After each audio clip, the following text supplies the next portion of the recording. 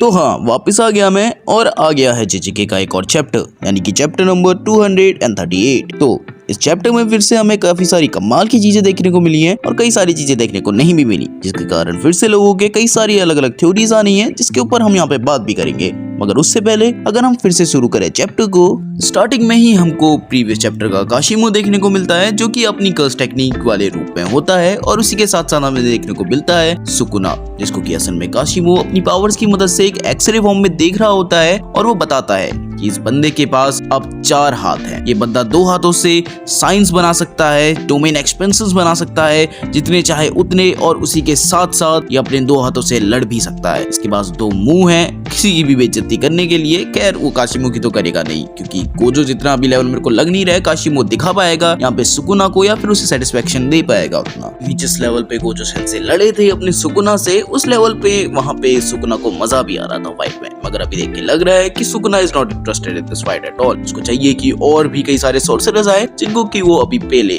Well, इससे related भी एक थ्योरी है कि अभी सुकुना के पास 2 मुंह क्यों हो सकते हैं, जिसको कि मैं आगे बताऊंगा। वेल, थोड़ी बहुत स्टूपिड थ्योरी है, बट या थ्योरी है। अब यहाँ पे काशिमो ऐड ऑन करता है कि किसी भी नॉर्मल ह्यूमन बॉडी के मुकाबले एक्स्ट्रा बॉडी पार्ट्स होना, ये चीज एक सोर्सरर के लिए काफी ज्यादा महत्वपूर्ण चीज है और काफी ज्यादा उसके लिए बेनिफिशियल है। इसी के साथ साथ हम लोगों को कुछ पिछले टाइम की झलक भी देखने को मिलती है, जहाँ पे कि काशिमो रिमेम्बर कर रहा होता है उन कुछ बातों को जो कि उसने भी कहीं से सुनी होंगी। जैसे कि जब हेयन एरा के टाइम पे सुकुना अपनी एक्टिव टाइम पे था, तब इस पावरफुल बॉडी और उसके 2 कर्स्ड वेपन्स, यानी कि जो वज्र जैसा दिखने वाला कामोत्तोके है, और दूसरा वेपन जिसको कि यहाँ पे हमें बताया गया है हितेन, यानी कि फ्लाइंग हेवन, जो कि मेनली रिप्रेजेंट कर रहा है इमेज के अंदर एक त्रिशूल को, जो कि आई थिंक एक काइंड ऑफ सिमिलर चीज है हिंदुइज्म में फिर से, जिसको कि मेनली अधिकतर गॉड्स लेके चलते हैं, यानी कि लॉर्ड शिवा और गॉडेसेस। इसी के साथ साथ हमें यहाँ पे ये भी पता चलता है कि Sukuna is not a normal being. इस बंदे ने अपने टाइम पे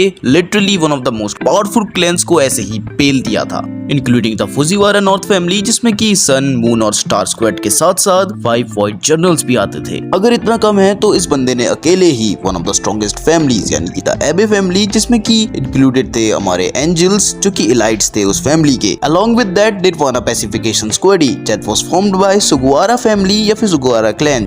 इन दोनों के दोनों क्लैंस को उसने अपनी पावर से पीछे धकेल दिया था। And according to me, going in front of that guy in such a condition is not a good idea. ये भाई साहब, इस बंदे ने one of the strongest clans को बस ऐसे ही चुटकियों में हरा दिया था, और तुम इतनी बकचोदी में उसके सामने लड़ने जा रहे हो, तो भाई साहब हो गया तुम्हारा खेल खत्म। अब जहाँ तक मेरे को लगता है यहाँ पे काशिमो का कुछ ना कुछ प्लान होगा इस चीज को लेके। लीविंग दैट, यहाँ पे आगे काशिमो बोलता है, oh my God such a beauty. अब यहाँ पे इस चीज को उल्टा मन ले जाना, ये एक्चुअली काशिमो इसलिए बोलता है क्योंकि वो उसकी स्ट्रेंथ से, सुकुना की स्ट्रेंथ से पूरी तरीके से पागल हो चुका है, वो उसका दीवाना हो चुका है पूरी तरीके से। अब होना क्या था, सुकुना अपने मन में बोलता है, ज्यादा बकीती ना करिए मेरे सामने, नहीं तो वहीं आके गुद्दी फोड़ दूंगा तारी। और वही करता भी है सुकुना, आके पीटने लग जाता है काशिमो को, और हर एक पंच जो कि पिछले चैप्टर में काशिमो ने से मारा होता है, उसका डबल पंचों से मार रहा होता है, और इतने सारे अटैक्स फैलता है उसके शरीर पे कि काशिमो एक टाइम के लिए वापस से अपनी बॉडी को स्टेबल करने में लग जाता है। तो बस भाई, अब तुम यहाँ पे क्या एक्सपेक्ट कर सकते हो अपने सुकुना से,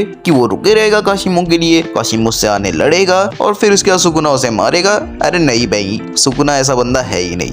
सुकुना सीधे अटैक करता है काशिमो के ऊपर अपने फुल पावर डिसमेंटल से, वही अटैक जिसने की गोजो सातोरू को भी पीस से काट दिया था। अब यहाँ पे काशिमो सुकुना के इस अटैक को प्रेज करता है इस नाम से कि भाई साहब, this is the attack that can slash the world apart. और वैसा ही कुछ हम पैनल में होते हुए भी देखते हैं। अब अचानक से यहाँ पे सुकुना बात करने लग जाता है प्यार के बारे में। वो कहता है कि कोई था जिसने मुझे ट्राई किया था प्यार के बारे में बताना। अब हाँ, यहाँ पे वो बात कर रहा होता है उसी कर्ज की, जो कि असल में मेकुमी की बहन के अंदर थी। वेल, मैं उसका नाम भूल गया हूँ, सॉरी फॉर दैट। बट हाँ, वो यहाँ पे बात कर रहा होता है कि उसने मुझे बताया था कि मैं अधूरा हूँ प्यार के बिना, मगर उसने शायद से ये सब कुछ एक गलत आदमी को बताया। जहाँ तक मेरी बात है, मैं प्यार के बारे में कुछ नहीं जानता हूँ भाई साहब, और ना ही मेरे को उसके बारे में कुछ मतलब है। मेरे को लगता है कि वो उसने ये सब कुछ एक गलत आदमी को बता दिया। उसको ये सब कुछ तुम्हें या फिर गोजो सातोरू को बताना चाहिए था। तभी काशिमो कहता है कि मुझे बिल्कुल आइडिया नहीं है तुम क्या कह रहे हो। फिर सुकुना अचानक से रिप्लाई करता है, रहने दे भाई बकचोदी, अब सीधे फाइट में आ। तो फिर यहाँ पे दोनों के बीच में फाइट होती है और फाइट के बीच में ही काशिमो डॉज करने की कोशिश करता है, बट सुकुना तभी अपना डिसमेंटल उसके ऊपर यूज कर देता है। बट भाई साहब यहाँ पे काशिमो का लक बिल्कुल काम नहीं करने वाला है, क्योंकि इस बार का जो डिसमेंटल सुकुना ने यूज किया है वो पूरी तरीके से एक नेट बेस्ड है। और हाँ, इसमें मेरे को बिल्कुल नहीं लगता है कि काशिमो बच सकता है, क्योंकि अब इसके बाद हमें काशिमो का बस वही वाला रूप देखने को मिला था जहाँ पे कि वो अपने पुरानी स्टेज में है, अपने ओल्ड फॉर्म में है, और यहाँ पे सुकुना उससे बात कर रहा होता है। मुझे पता नहीं क्या बकचोदी चल रही है, मगर चल रही है। सुकुना बोलता है कि इन बीती सदियों में न जाने कितने पावरफुल लोग तुम्हें चैलेंज करने आए होंगे, और वो सब तुम्हारे से लड़ने आए और तुमने उन्हें जान से मार दिया, मगर उनमें से किसी ने भी तुम्हें कर्ज नहीं किया, तुम्हें गाली नहीं दी, तुम्हें श्राप नहीं दिया। कि वो सब लोग बस यहाँ पे आए थे अपने बारे में जानने के लिए, अपने आप के अंदर झांकने के लिए, और उसी चीज के लिए तुमने उन्हें मारा, तुमने उन्हें प्यार दिया अपना, तुम लोगों ने उसको वो दिखाया जो वो चाहते थे, तुमने उनके साथ फाइट करी, तुमने उन्हें सेटिस्फाई किया।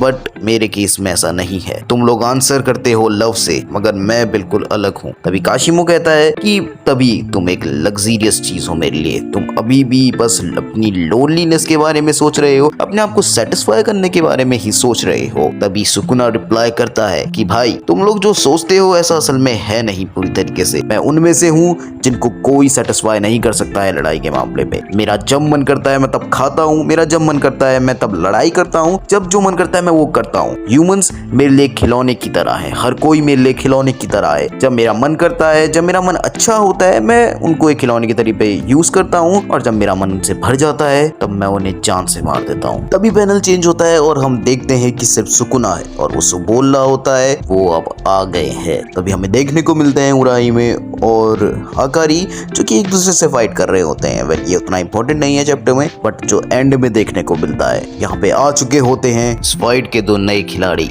और उनमें से एक है हमारा मेन प्रोटैगनिस्ट यूजी इतादोरी, जो कि अभी के लिए मेन चलेगा अब शायद से पूरे जितने भी चैप्टर्स आएंगे उनमें, क्योंकि अब हमें एक मेन प्रोटैगनिस्ट के रूप में इतादोरी शायद से देखने को मिलेगा। तो अगर हम बात करें थ्योरीज की, तो सबसे पहली थ्योरी जो मैं निकाल रहा हूँ वो ये है कि यूजी अब क्योंकि बैटल में आ चुका है तो शायद से उसके पास कोई ना कोई ट्रम्प कार्ड होगा ही सुकुना के खिलाफ, क्योंकि तुम बैटल में आए हो सुकुना के खिलाफ उसकी फुल फॉर्म में, और तुम यूजी इतादोरी हो जिसको कि अभी तक राइटर भूल ही चुका था पूरी तरीके से, तो कुछ ना कुछ तो ट्रम्प कार्ड होना चाहिए तुम्हारे पास भाई साहब। और यूजी भी जहां तक है जानता है सुकुना की ट्रू पावर्स और इंटेंशंस के बारे में, कि ये बंदा किसी को नहीं बख्शता है, चाहे कोई भी इसके सामने आ जाए। और हाँ, जहां तक मुझे लगता है एक थ्योरी के हिसाब से कि यूता अभी तक नहीं आया है फाइट में, इसके पीछे दो रीजंस हो सकते हैं। Utah is the final Trump card for this fight, शायद से यूता सुकुना को मारे लास्ट में, मगर मुझे जहां तक लगता है ये यूजी का ही काम है, क्योंकि he is the main character. तो फिर फाइनली जहां बात आती है हाजिमे और गोजो की, तो फिर गोजो की बात करें तो Gojo I don't think so वापस आने वाला है, और राइटर उसे लाएंगे भी नहीं। तो जैसा कि मैंने बोला, रीइंकार्नेशन हो सकता है किसी न किसी फॉर्म में,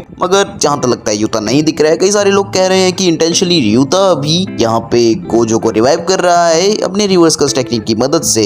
तो हाँ, हो सकता है भाई, शायद से, क्या पता, बट जहां तक है मुझे ये नहीं लगता है कि ऐसा होगा।